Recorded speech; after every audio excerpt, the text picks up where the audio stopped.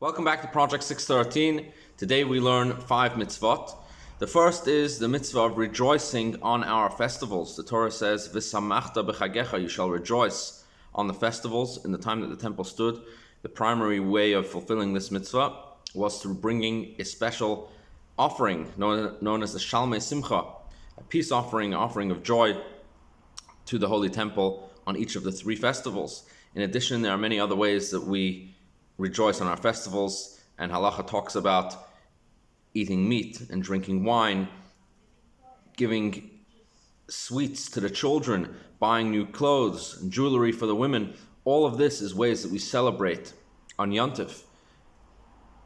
There is also the special celebration that would take place specifically on the holiday of Sukkot in the Holy Temple, where they would dance and sing every night of Sukkot for the Simchat Beit HaShoeva, for the celebration of the drawing of water that would take place on the holiday of Sukkot. All of this is included in the mitzvah of rejoicing on our festivals.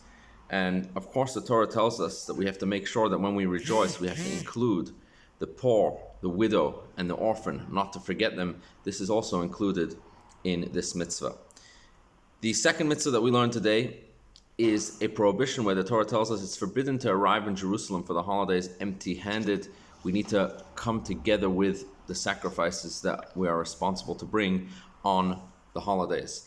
The next mitzvah is the prohibition that it's forbidden for us to neglect the Levi.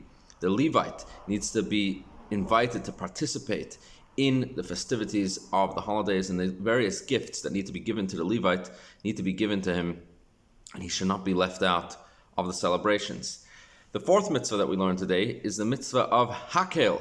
Hakhel is a special mitzvah that would take place once in 7 years, where on the holiday of Sukkot, all the entire Jewish people, men, women, and children, even little babies, would come to the Holy Temple and gather together to hear the king read portions from the Torah scroll that would encourage the people to enhance their observance of the Torah and the fulfillment of mitzvot. The Torah tells us, Hakhel Esa'am, gather the people, ha'anashim v'hanashim v'hataf, the men, the women, and the children, l'man yilmedu, in order that they should learn, l'man yishmu, and in order that they should hear, v'yaru es Hashem, and they should fear God. This event was like a reenactment of the Sinai experience, where all the entire Jewish people stood at the foot of Sinai and experienced Moses give them the Torah. So too, the entire Jewish people would gather in the temple courtyard and hear the king, who was like the Moses of his day, reading from the Torah. This would inspire the people for the next 7 years.